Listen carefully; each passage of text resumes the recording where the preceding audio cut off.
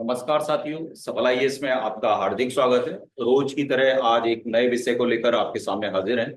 और आज का जो विषय है ये प्री और मेंस दोनों से जुड़ा हुआ है। और मध्य प्रदेश पीएससी की प्री और मेंस से इससे क्वेश्चन आ सकता है, क्योंकि अभी वर्तमान में देवी अहिल्याबाई होलकर की 300वीं जयंती निकली है। तो इससे प्रश्न आपके सामने दोनों एग्जाम में बन सकता है। तो आज समझ लेते हैं कि देवी अहिल्याबाई के बारे में क्या फैक्ट है और क्या डिटेल है। तो देवी अहिल्याबाई का जो जन्म हुआ वो 31 मई 1725 को महाराष्ट्र के औरंगाबाद कस्बे में हुआ। और देवी अहिल्याबाई का जो विवाह था वो सूबेदार मल्हार राव के पुत्र खांडे राव से 1733 में हुआ।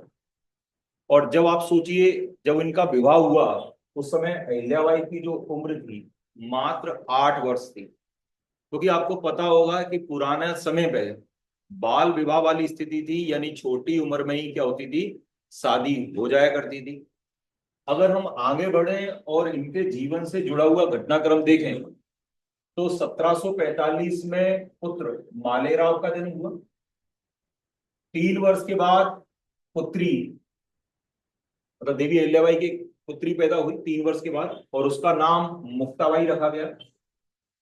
उसके बाद 1754 में सूरजमल अभियान में खांडेराव जी की मृत्यु हुई। और खांडेराव आपने यहां देख ली। इनकी मृत्यु के बाद मल्हार राव होलकर ने प्रशासन क्या हुआ संभाला। और 1766 में 73 वर्ष की अवस्था में इनका भी क्या हो गया, निधन हो गया।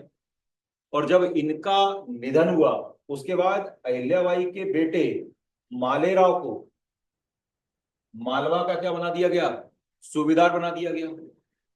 लेकिन जब सूबेदार बनाया उसके 9 महीने के शासन के बाद 23 वर्ष की आयु में मालेराव का क्या हो गया, निधन हो गया।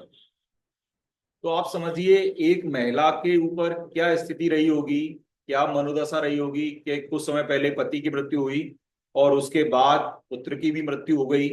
और तब शासन की बागडोर किसके हाथ में आएगी, देवी अहिल्या। तो देखिए जैसे ही सत्ता अहिल्याबाई होलकर के हाथों में आई, महेश्वर उन्होंने नई राजधानी बनाया। और 28 वर्ष तक उन्होंने अपना यही समय बिताया। साथ में सेना को आधुनिकरण करने के लिए 1792 में सेना को आधुनिक बनाने के लिए 4 बटालियनें गठित की। और इसके लिए फ्रांसीसी व्यक्ति सेवेलियर डू से इन्होंने क्या हुई, सहायता ली। लेकिन अभी अहिल्याबाई होलकर चर्चा में क्यों है, जो मैंने पहले बताया 31 मई को अहिल्याबाई होलकर की जयंती मनाई गई थी। और 2025 में जो जयंती मनाई गई थी इससे आपसे प्रश्न पूछा जा सकता है। और ये 300वीं जयंती थी। इसके साथ साथ महाराष्ट्र सरकार ने 681 करोड़ रुपए की लागत से पुण्य श्लोक अहिल्याबाई होलकर स्मारक स्थल परियोजना की घोषणा भी की है। साथ में आपने देखा होगा कि मध्य प्रदेश के अंदर कैबिनेट की मीटिंग भी इंदौर में आयोजित की गई थी। ठीक है।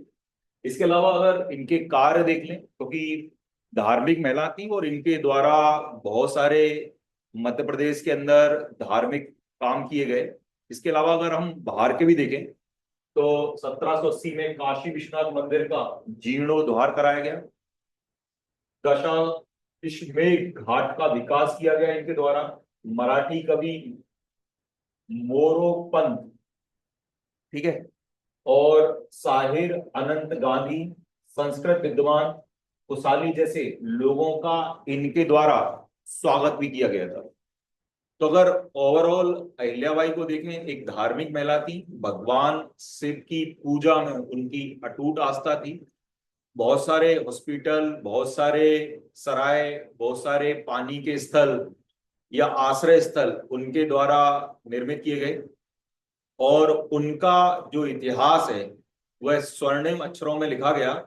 और इसलिए देवी अहिल्याबाई को लोग आदर्श महिला के साथ साथ एक अच्छे प्रशासक के रूप में भी क्या होते हैं, देखते हैं कि विपरीत परिस्थिति में जब पुत्र की मृत्यु हो रही है, पति की मृत्यु हो रही है, तब सत्ता ऐसा नहीं कि कोई भी संभाले, तब सत्ता की बागडोर वो संभाल रही है। और उस जमाने में जब हम ये मान लेते हैं कि पर्दा प्रथा था और पुरुष प्रधान समाज था, तब शासन की बागडोर उनके द्वारा संभाली जा रही है और कुशल रूप से उसका क्या हो रहा है, संचालन किया जा रहा है।